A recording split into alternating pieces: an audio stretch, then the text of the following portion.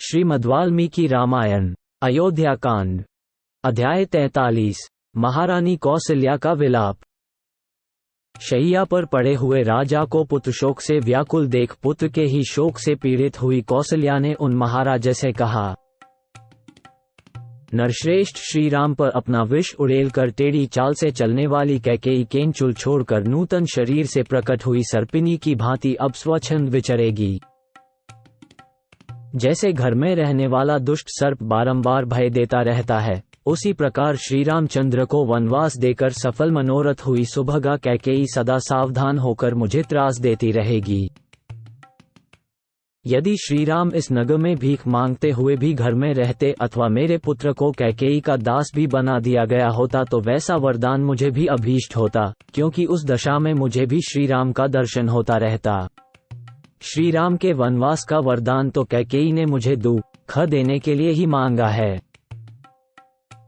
कैकेयी ने अपनी इच्छा के अनुसार श्री राम को उनके स्थान से भ्रष्ट करके वैसा ही किया है, जैसे किसी अग्निहोत्री ने पर्व के दिन देवताओं को उनके भाग से वंचित करके राक्षसों को वह भाग अर्पित कर दिया हो।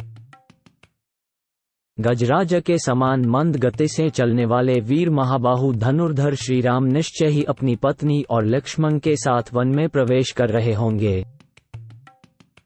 महाराज, जिन्होंने जीवन में कभी दुख नहीं देखे थे, उन श्री राम, लक्ष्मण और सीता को आपने कैकेयी की बातों में आकर वन में भेज दिया। अब उन बेचारों की वनवास के कष्ट भोगने के सिवा और क्या अवस्था होगी। रत्नतुल्य उत्तम वस्तुओं से वंचित वे तीनों तरुण सुखरूप फल भोगने के समय घर से निकाल दिए गए।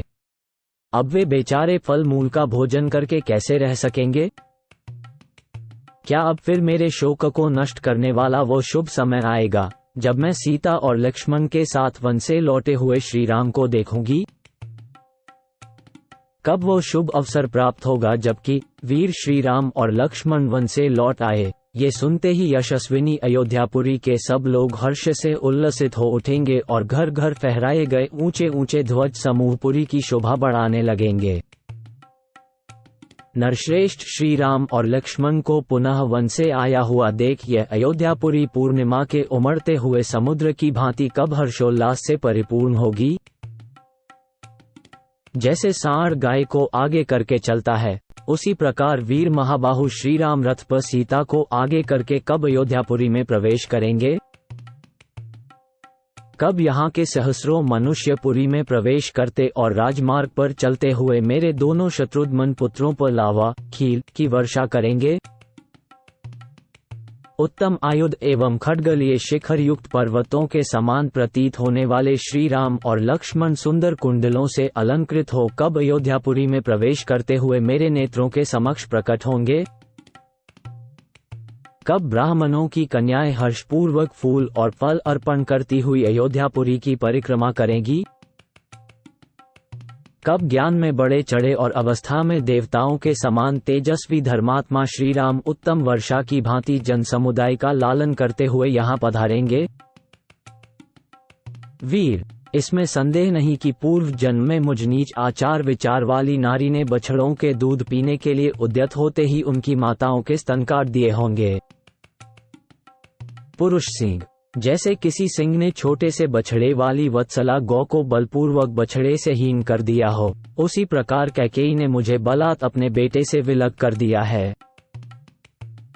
जो उत्तम गुणों से युक्त और संपूर्ण शास्त्रों में प्रवीण हैं, उन अपने पुत्र श्री राम के बिना मैं इकलौते बेटे वाली मां जीवित नहीं रह सकती। अब प्यारे पुत्र श्री राम और महाबली लक्ष्मण को देखे बिना मुझ में जीवित रहने की कुछ भी शक्ति नहीं है।